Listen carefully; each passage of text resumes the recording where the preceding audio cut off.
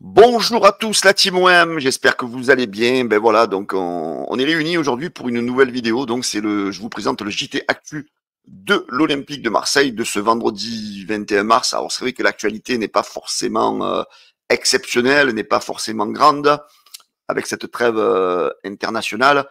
Mais voilà, hein, nous les amoureux de l'OM, on est là les gars, même avec l'absence de l'OM, on est là pour parler toujours de notre club. Et je vais vous présenter donc lors de ce petit JT donc les dernières actualités de l'Olympique de Marseille. En tous les cas, je voulais vous remercier les amis pour votre fidélité, pour toutes les nouvelles personnes qui se sont abonnées à la chaîne YouTube du canal Olympien. Allez, nous frôlons les 13 000 abonnés. Voilà, je compte sur vous pour ceux qui ne le sont pas encore, les amis, de vous abonner donc sur la chaîne du canal Olympien. Vous savez, voilà, on fait des vidéos, nous faisons des émissions hein, avec Daniel, nous faisons beaucoup de talk. Voilà, donc on vous invite à venir assister à nos émissions. Nous faisons aussi l'émission Virage ouvert aux supporters, c'est-à-dire que nous mettons le lien et vous pouvez venir parler avec nous. D'ailleurs, à l'issue de cette vidéo, en commentaire, si vous voulez que ce soir, autour de 21h, nous organisions une émission ouverte aux supporters où vous pourrez monter avec nous en mettant le lien, allez-y, mettez-le en commentaire. Et si on voit qu'on a beaucoup de personnes qui sont intéressées, on mettra peut-être en place ce soir une émission. Voilà les amis, en tous les cas, n'oubliez pas de vous abonner. Bien sûr, le petit pouce bleu pour faire monter la vidéo dans le référencement YouTube. Voilà, en tous les cas, un grand merci à tous ceux qui soutiennent le canal Olympien. Allez les amis, on va attaquer tout de suite ce JT avec Mason Greenwood. Voilà, Mason Greenwood qui a peut-être eu un petit déclic dans sa tête avec donc ses dernières performances qui n'ont pas été au top. D'ailleurs, l'entraîneur Roberto De Zerbi l'a puni donc en le mettant sur le banc de touche pour le Classico face au Paris Saint-Germain. Donc du coup, il n'a pas joué la première mi-temps, il est rentré en cours de match. Donc quelque part, ça a dû peut-être le piquer. Et du coup, Mason Greenwood a décidé de reprendre l'entraînement 2 jours avant tout le monde. Voilà, donc il est allé s'entraîner, il est allé courir avec un préparateur physique.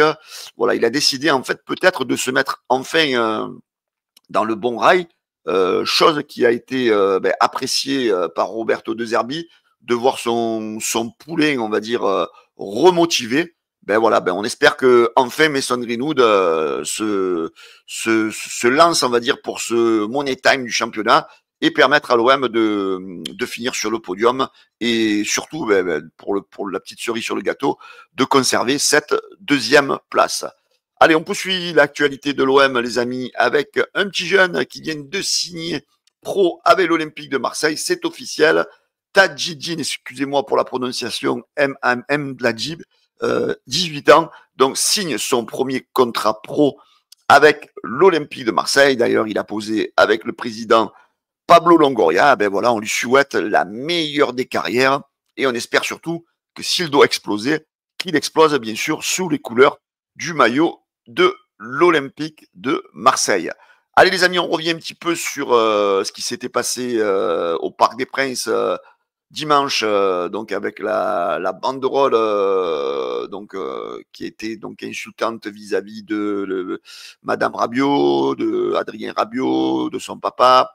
Donc il y a Patrice Evra qui s'est exprimé sur RMC dans Rotten sans flamme, où il a dit: moi, si j'avais été Rabiot, j'aurais été tout droit vers le COP et le premier qui descend, il en prend un.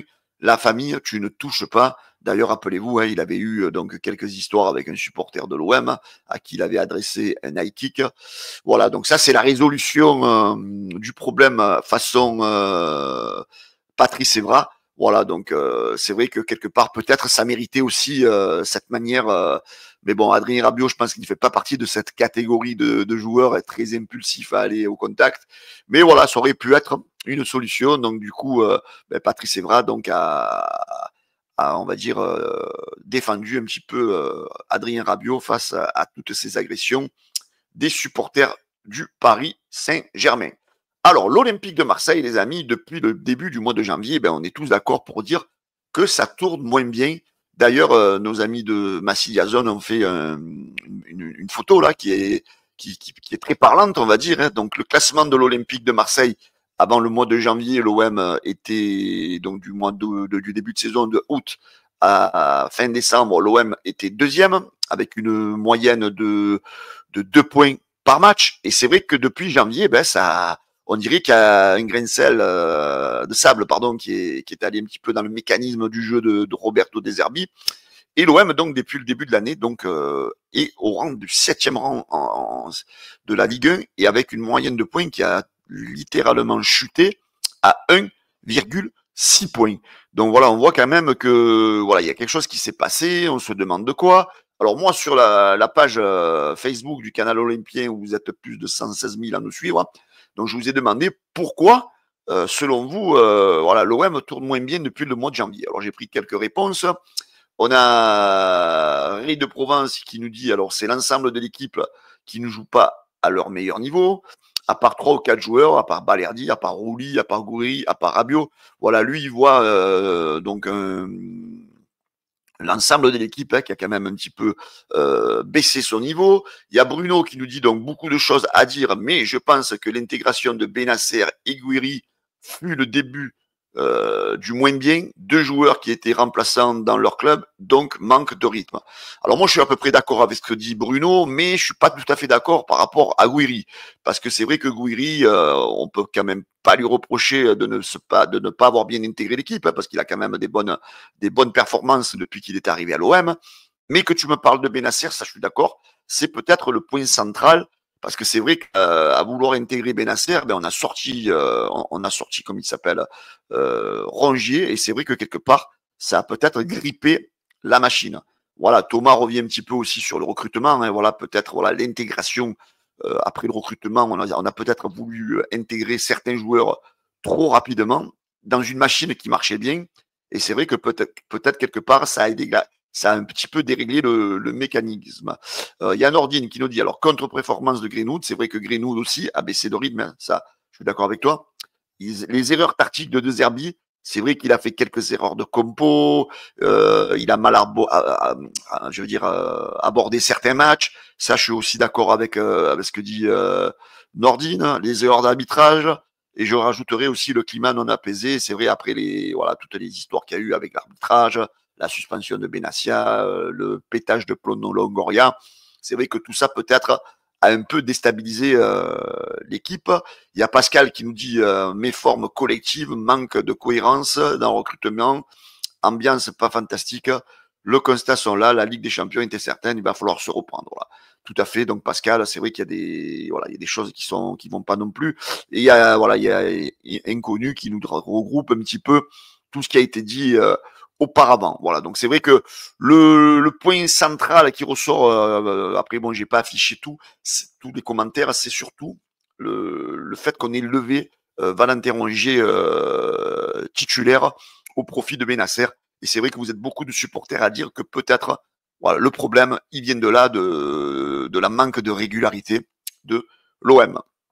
Allez, on poursuit les amis avec Archerour qui est revenu un petit peu après la défaite de l'OM et qui est revenu sur les dires après match de Roberto De Zerbi quand il a parlé de l'écart de budget. Alors Walid Archerour dit la communication de De Zerbi me gêne. Je suis persuadé qu'il était venu pour concurrencer le Paris Saint-Germain et maintenant il sort l'écart du budget, ça me dérange. Alors est-ce qu'on peut donner tort à Roberto De Zerbi? Alors parce que je veux bien que Walid Archerour fait souvent le mec qui donne des leçons de football, mais à mon avis, si on est un peu honnête du côté des journaleux Parigo et compagnie, parce que oui, c'est bien beau, les gars, vous dites que l'OM peut concurrencer Paris. Quand on parle d'une masse salariale qui est, je ne sais pas combien de fois plus élevée à Paris, quand on parle d'un budget du PSG qui est 3 fois plus supérieur à l'Olympique de Marseille, déjà, l'OM ne part pas sur un pied d'égalité parce que quand tu as la possibilité, quand tu as la largeur financière de t'acheter des joueurs qui sont classés sont tous des internationaux, c'est plus facile d'avoir une équipe qui joue bien au ballon par rapport à un Olympique de Marseille. Donc ça dédouane pas De Zerbi de ce qu'il dit, mais je suis d'accord avec lui parce que l'écart est trop important. En plus de ça, tu rajoutes un petit peu aussi les erreurs d'arbitrage qui sont toujours du même côté au désavantage de l'Olympique de Marseille. Paris qui est beaucoup moins sanctionné. Voilà. Donc à un moment donné, il faut se faire une raison, les gars. c'est devenu compliqué. C'est devenu compliqué. Alors, quand une équipe elle a 19 points d'avance à 8 matchs de la fin du championnat, c'est que quelque part, il y a un déséquilibre, les gars. C'est comme si moi, demain, avec une 2 chevaux, je veux faire le championnat du monde de Grand Prix de Formule 1. Oui, j'ai les intentions de le faire, mais à un moment donné, il y a le déséquilibre, les gars. Arrêtez de les Parisiens de vouloir dire que l'OM et les autres équipes, ou que Paris, ou que Monaco, ou Lille ont été champions à un moment donné, mais ça, c'est dû à quoi? Ça est dû à des erreurs de parcours de Paris, c'est tout. C'est pas parce que, voilà, si vous voyez le bilan des 13 dernières années, le championnat, il a été à 90% gagné par Paris. Donc, quand on me dit que l'argent ne fait pas le bonheur, les gars, arrêtez un petit peu les Parisiens, s'il vous plaît, arrêtez un petit peu. Allez, on poursuit, les gars, avec un joueur qui est visé par l'Olympique de Marseille. C'est le Turc Youssouf, alors excusez-moi pour la prononciation, Aksisek. Voilà, donc a priori, ce joueur ferait l'intérêt de l'Olympique de Marseille. Alors, c'est un joueur qui est coté autour de 5,5 millions d'euros. On sait qu'il y a le PSG aussi qui est dessus. On sait que les Lillois sont intéressés. On sait que du côté de l'étranger, le Bayern de Munich aurait déjà amorcé des approches par rapport à ce joueur-là. Voilà, donc c'est des rumeurs. Hein. Vous savez, on est très loin encore du mercato. C'est vrai qu'on va commencer à avoir défilé pas mal de noms, mais a priori, l'OM serait intéressé par ce joueur. On poursuit, les amis, avec la commission de discipline, hein, comme à son habitude, se réunit tous les mercredis soirs. Et l'Olympique de Marseille a été encore puni. Oui, la LFP a annoncé mercredi soir une fermeture partielle avec sursis du virage nord. Cette décision, donc, elle fait suite du match entre l'OM et Lens, où voilà, les groupes de supporters ont encore utilisé des comment on appelle ça, des fumigènes. Voilà, donc toujours des sanctions inutiles qui ont tendance à tuer le supporterisme.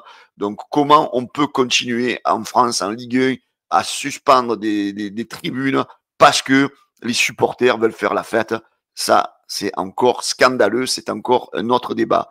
Par contre, ce qui est curieux, les amis, c'est que on va devoir attendre la sanction des Parisiens par rapport aux banderoles qui ont insulté Adrien Rabiot, qui ont insulté la mère de Rabiot, qui ont insulté le papa de Rabiot. Donc là, comme par hasard, on va attendre parce que, comme par hasard, la commission de discipline ne se réunira pas mercredi prochain parce que c'est la trêve internationale. Donc c'est bizarre là, alors quand ça avait été pour Pablo Longoria, on avait organisé ça dans l'immédiat, et là quand même avec ses propos qui ont été très graves, ben non, on a le temps, on patiente, on va faire calmer les choses. Comme ça, quand on va sortir une sanction très légère à l'égard des supporters parisiens, eh ben ça aura calmé tout le monde. Quelle manipulation! Quelle manipulation de ces instances du football français, les gars. Franchement, on est dans un ridicule exceptionnel. On a beau en parler tous les jours, mais malheureusement, c'est comme ça. Allez, on revient, les amis, sur la prochaine journée de Ligue 1 qui se déroulera le week-end prochain, pas celui-ci, celui d'après. Donc, l'Olympique de Marseille, comme vous le voyez, se déplacera le samedi 29 à 17h à Reims. Alors, il y aura des matchs très importants donc pour la lutte au podium. Il y aura un certain Monaco-Nice qui est pas mal. Hein. Je vous montre le classement. Hein, avec Monaco-Nice, je pense qu'un petit match nul, ça serait le bienvenu. Hein, ça mettrait les deux équipes à 48 points. Si nous, on arrive à aller gagner du côté de Reims, ça nous mettrait à 52 points. On mettrait un petit matelas de 4 points. Alors, du côté de Lyon et de Lille, alors les Lyonnais, eux, se déplacent à Strasbourg. C'est pas gagné pour les Lyonnais à Strasbourg. Hein, ils peuvent se faire accrocher. Et les Lillois seront dans le derby du Nord avec un Lens qui est en train de revenir. Voilà, donc ça pourrait être encore peut-être une journée favorable pour l'Olympique de Marseille pour essayer de grappiller voilà, quelques points d'avance sur cette deuxième place. Hein. Surtout que les Lyonnais, comme je vous disais, vont à Strasbourg. Regardez, Strasbourg est à qu'un seul petit point des places européennes. Donc voilà, donc ça risque d'être chaud. Les Lillois aussi, regardez, avec 44 points, les Lensois 39 points. Une victoire à Lille, ça leur permettrait de se relancer pour une lutte à l'Europe. Voilà, donc c'est une journée, les amis, qui peut nous être encore peut-être favorable. Voilà, donc on va pas, comme on dit, tuer la peau de l'ours avant d'avoir, voilà, hein, donc on va rester tranquille, hein, on va pas encore s'exciter, on va pas encore fantasmer. On attend le prochain match de l'Olympique de Marseille. Voilà les amis, c'était ce JT de l'OM de ce vendredi 21 mars. Comme je vous le disais au début de la vidéo, si ce soir, vous voulez qu'on organise au canal Olympien un virage ouvert aux supporters, où on mettra le lien, vous pourrez venir discuter du sujet qui vous fait plaisir, voilà, vous me le dites en commentaire et s'il y a beaucoup de monde, eh ben, je mettrai en place une émission pour ce soir. Allez les amis, je compte sur vous pour le petit pouce bleu. Pour ceux qui ne sont pas encore abonnés, ben, abonnez-vous en masse au canal Olympien. Je vous souhaite à tous un excellent vendredi. Le week-end est proche. La bise à tous. Ciao les amis. Et allez l'OM. Ciao, ciao.